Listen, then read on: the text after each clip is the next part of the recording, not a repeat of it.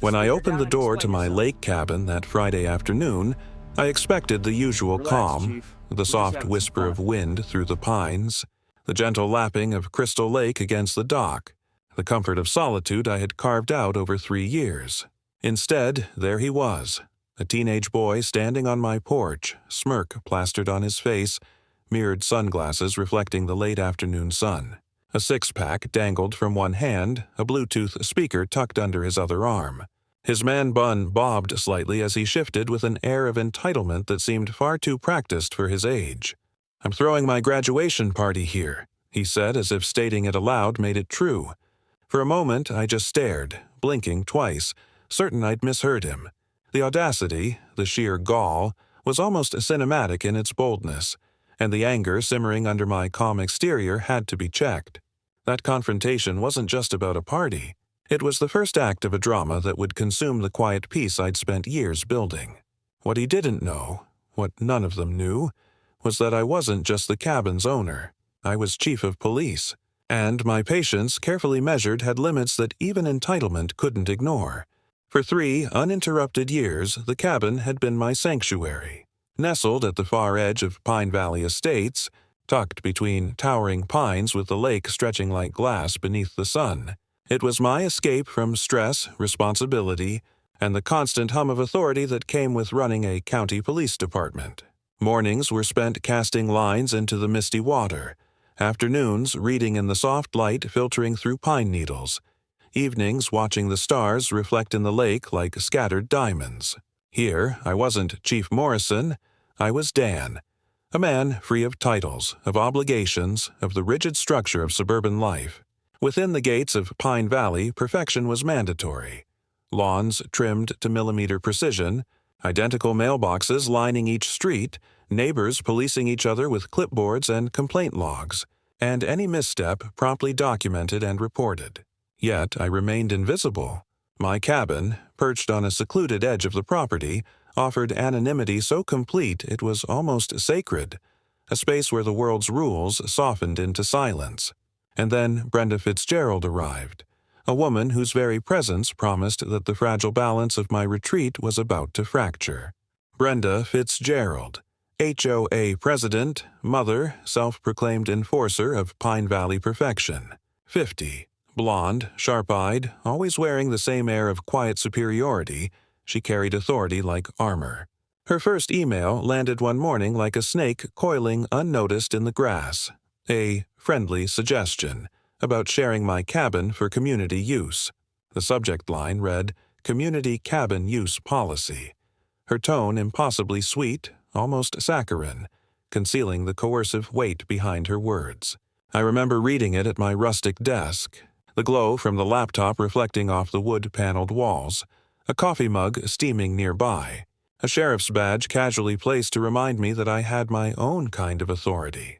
The email suggested, no, insisted, that my cabin should be available for younger residents, framing the moral imperative as if refusing would make me selfish or unreasonable. I knew immediately this wasn't casual chatter. It was the first strategic move in a game I hadn't agreed to play. A chill crawled across my spine, the lake's surface outside still and silent, hiding the storm that was about to strike. Weeks passed, and tension thickened like the heat before a storm. Flyers appeared in my mailbox announcing community lake events. The HOA's website posted photos of the lake, my lake, now labeled as shared space. One morning, I found a bright yellow stake driven into the dirt near my dock, a survey marker. Someone was plotting, and their plans included my property. Trail cameras later confirmed my suspicions.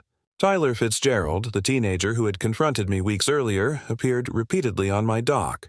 Mirrored sunglasses hiding his eyes, man bun perfectly coiffed, sleeveless hoodie and ripped jeans clinging to him like a uniform of defiance. He posed, snapped selfies, and broadcast his trespass with a confidence that made my blood boil. Each image felt like a challenge, a silent taunt, a digital proof of ownership that wasn't his. And as I stared at the screens, I realized the boy was the spearhead, and Brenda was the unseen hand orchestrating the intrusion. The lake, my sanctuary, had been chosen as the battleground. That night, frustration boiling under the surface, I dialed Brenda directly. Her voice emerged, saccharine and almost mocking in sweetness. "Dan, I really think you're being unreasonable. The children of this community deserve to celebrate their achievements." I kept my voice measured, calm. I remember respecting other people's property. A dramatic sigh, a pause, then a sharper edge. "The HOA has broad powers regarding community wellness. Don't make this harder than it needs to be." The absurdity of the threat was almost laughable. A woman trying to bend a law enforcement officer with bureaucratic euphemisms. But laughter was swallowed by gravity. Brenda wasn't bluffing. Tyler wasn't a harmless teen. They were ready to leverage every ounce of HOA authority to pressure me. The weight of the situation settled over me like a storm cloud. The quiet of the cabin was about to be shattered, and I had to act before it became a disaster. Friday evening arrived like an unstoppable train. I drove up to my cabin to find tiki torches lining the yard, neon lights strung chaotically, and music blaring from every corner of my once tranquil home. Red Solo cups littered floors. A beer pong table dominated the living room, and glow sticks clung to walls and ceilings, mocking order with fluorescent chaos. Teenagers ran amok, laughter echoing like a carnival gone rogue. And there was Tyler, perched on the porch railing, wearing my grandfather's fishing hat as if it were a crown. I didn't yell. I didn't charge. I simply reached for my phone, knowing that one call could convert this chaos into a lesson that would resonate long after the music stopped. Because this wasn't just a fight over property. It was a test of boundaries, law, and authority that could not be ignored. Within 20 minutes, Pine Valley's serene lakeside transformed into a battlefield of flashing lights and wailing sirens. 8 squad cars threaded the narrow roads, the lake reflecting red and blue strobe lights, the pine trees casting long shadows in the chaos. I stood firm, uniform pressed and authoritative, a calm anchor in the storm.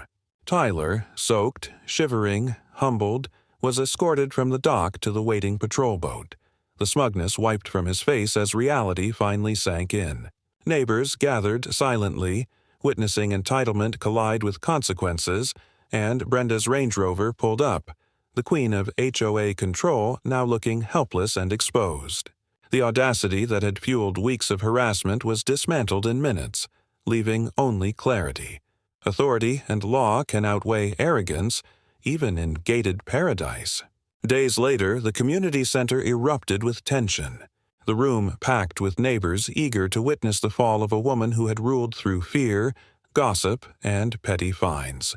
Brenda sat at the head of the table, pearls gleaming under the harsh fluorescent lights, pale and tight-lipped. I stood at the center, full uniform, displaying the security footage of Tyler breaking into my cabin, climbing the dock, taking selfies in defiance. Gasps, murmurs, and whispers filled the space.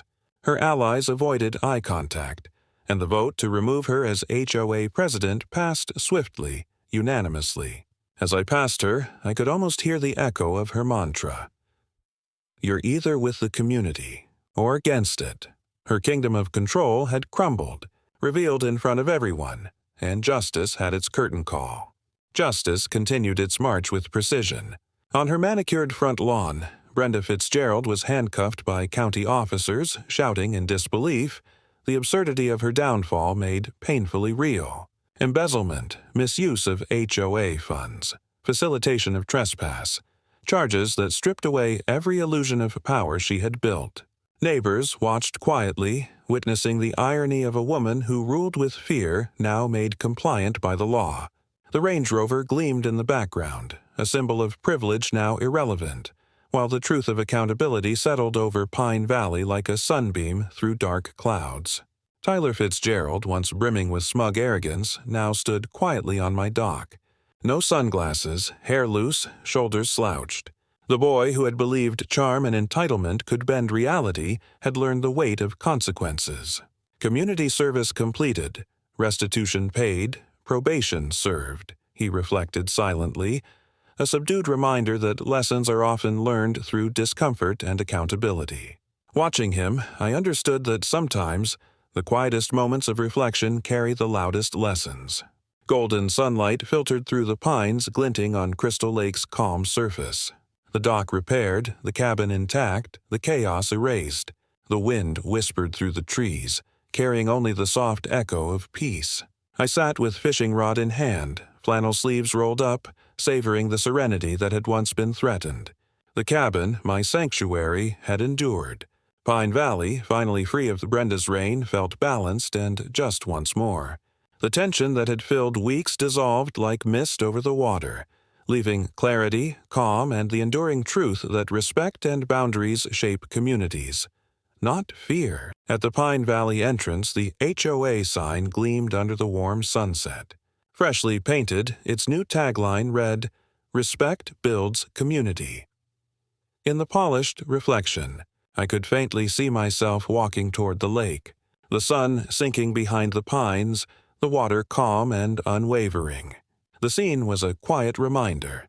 Some people build fences to keep others out, while true leaders build boundaries that protect what's valuable. Peace, like property, demands vigilance, patience, and respect. Lessons learned, justice served, and life restored.